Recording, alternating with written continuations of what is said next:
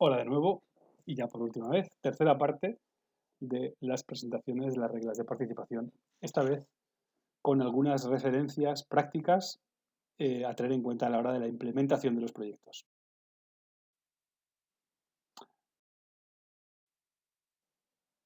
Primera nota que quería dejaros. En algunos casos la comisión va a realizar análisis financiero de los participantes. ¿En qué casos? A priori lo va a hacer seguro en los casos en los que los coordinadores no sean entidades públicas, con un soporte público, y coordinen proyectos cuyo presupuesto sea superior a 500.000 euros de contribución europea. En esos casos, el coordinador va a pasar un filtro, el filtro de la viabilidad financiera, que una entidad participante lo puede incluso realizar de antemano. Hay un sistema de autoevaluación, pero que va a entregar, en base a unos datos de la empresa, económicos, financieros, va a entregar un resultado de good, acceptable, weak o insufficient. En los dos primeros casos no habrá ningún problema. En el caso de ser weak, ese coordinador, la comisión puede optar por cambiarlo por otro del consorcio, y en el caso de ser insuficiente, incluso por retirarlo del proyecto. También, cuando el proyecto inicia su fase de implementación, se dan muchos cambios y es bueno que sepáis que las transferencias de presupuestos entre socios o incluso link third parties, o la transferencia de partidas entre unas categorías y otras, que no modifiquen el anexo 1, es decir, el proyecto como tal, son aceptadas, admitidas, sin necesidad de una enmienda. Hay una lista que no voy a repasar porque creo que está muy bien definida en el artículo 55, en el que se establece en qué casos es necesaria una enmienda y en cuáles no es necesaria una enmienda, sino que basta con una comunicación al project officer, como es el caso de estos ejemplos que os pongo aquí. Sin embargo, hay otros que sí efectivamente requieren una enmienda y que son estos, pues transferencias de presupuestos hacia formas de costes no previstas en el presupuesto inicial,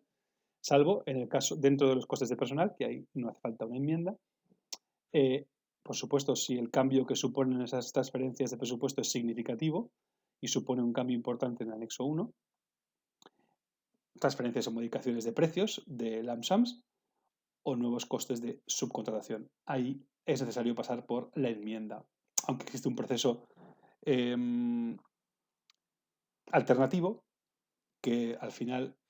Simplified Approval Procedure es el nombre, que al final lo que hace es que si en algún momento dado el consorcio quiere meter una nueva subcontratación, o un participante quiere meter una nueva subcontratación, lo puede hacer a su riesgo, sin solicitar una enmienda y esperando que en el siguiente informe, validación del informe técnico, la comisión lo apruebe. Obviamente no aconsejamos esta modalidad, sobre todo en casos de presupuestos relevantes. Decía antes que en el artículo 55 se definen todos los casos en los que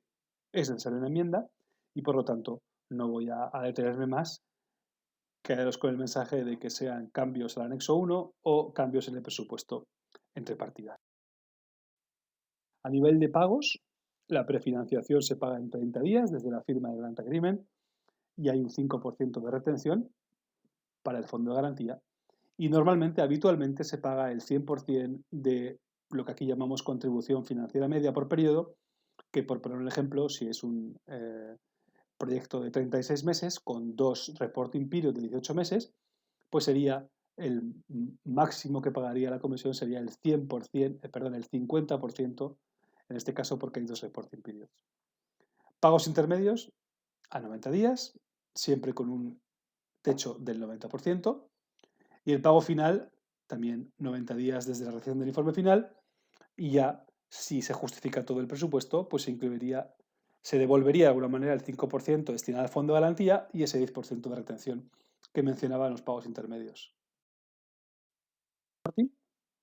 La regla general son 18 meses, aunque es posible solicitar reducciones en algunos casos, y hay 60 días desde la financiación del proyecto para presentar lo que llaman Summary for Publication o los reporting finales, el Final Report.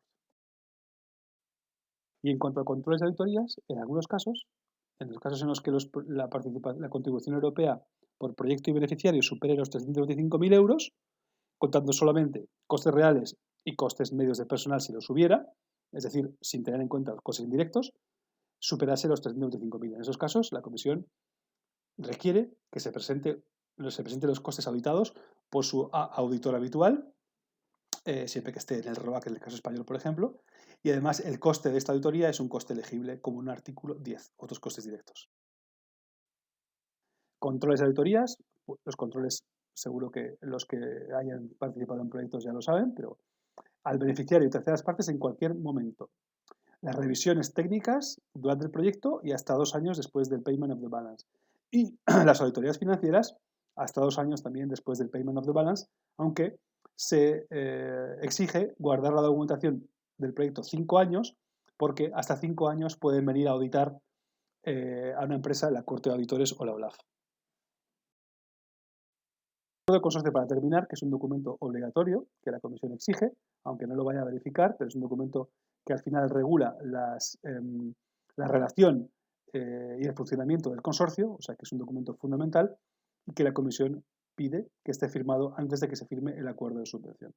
Hay diferentes modelos que aquí incluyo, pero es un documento privado por lo que puede tener el contenido que el consorcio estime oportuno siempre que no contradiga al acuerdo de subvención.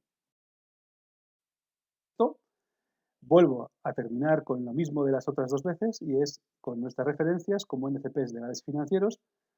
para ponernos a vuestra disposición y ayudaros en todo lo que haga falta antes, durante y también después, si ya no tiene remedio, el error que hayamos podido cometer. Muchas gracias.